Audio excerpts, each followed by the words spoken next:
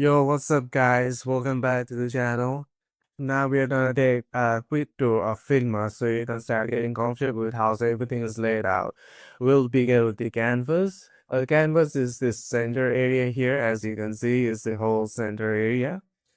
This is where your designs live and take shapes. And surrounding it are tools that you will use to build those designs.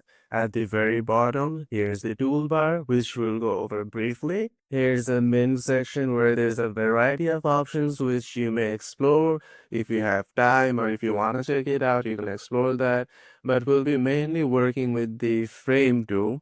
This is the frame tool, and next to that you'll find the shape tool. Next comes the move and scale tool. You'll see you have a variety of options here. For example, there's move, there's hand tool, and there's scale, followed by frame section tool. This is the frame section and slice tool.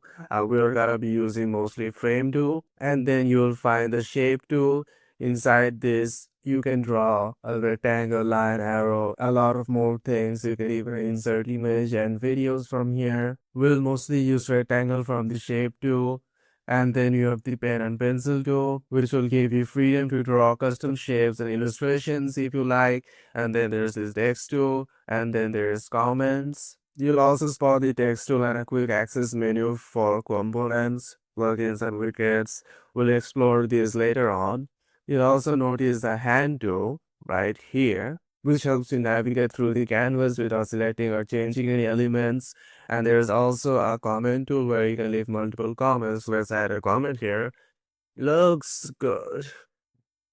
Yeah. So as you can see, I left a comment there with the comment tool. It comes very handy during collaboration. So you can see what comments other people have left there. Maybe you need to change something. Maybe you need to change the colors.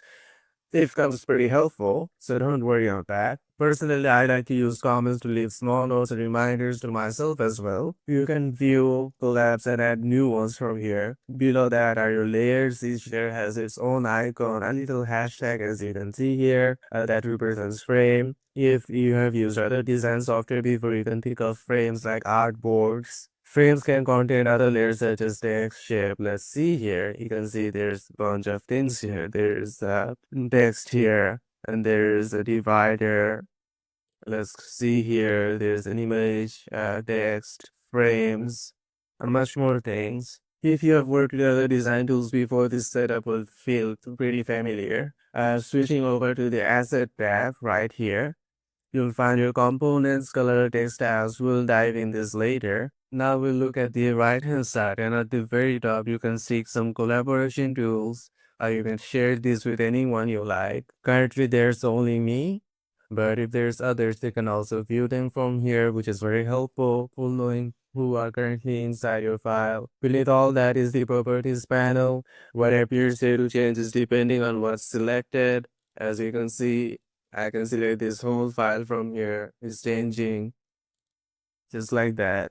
Figma has three main modes: design, prototype, and dev mode. You'll find dev mode on the paid version of Figma, but for this course, you'll be only focusing on the design mode since that's where most of your work will happen. The properties panel updates dynamically based on what's selected, as you can see. Whether it's text, shapes, or images, you can easily adjust the layout and the style from here.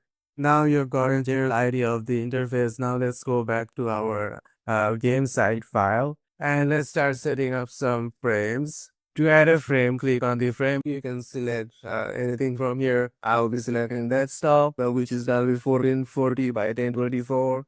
And once it's selected, we can select zoom in and done. Just like that, you've created your first frame. We're gonna change the color to a bit. Let's change the color to a bit gray so we can see it a bit. Let's change it to a bit more grayish. This is not gray. Yeah, perfect. And now we can double click it and let's call it home. You can resize the frame, but now we will keep the width the same. You don't need to usually change the width, but we'll increase the height as we add on more content. So yeah, let's just keep it like this for now. The shortcut of using the hand tool is spacebar. Now we can select this, we can Control C, Control V this, and let's say we want to rename it. Let's rename it to product list page. There you go. Let's create two more. You can also click Alt Let's create two more. One will be for card, another one will be for checkout. So let's rename this and let's rename this to check. Sorry about that. Checkout. Yeah, there you go. Before we continue, let's quickly clear up the concept of frames and artboards. In many other design tools, artboard serves a simple purpose, but Figma's frames are far more versatile. You can nest frames inside one another and turn them into components and even use auto layouts on them. Essentially, frames are the foundation building blocks of every design in Figma. Don't worry if this feels like a lot right now, we'll tackle everything step by step. For the moment, you got a strong overview of Figma's interface and its essential tools. In the next lesson, we're gonna start building our home page with frames, shapes, images directly inside Figma. I'll also be including a asset folder in my description. It will be a Google Drive file. You will check it out. Which will make things easier. You don't have to search through the internet to find different things. I've done the hard work and kept it all in one folder, so check it out. And if you're liking my content so far, make sure to like the video, drop a comment, and be a part of the crew by hitting the subscribe button. Thank you. See you in the next one.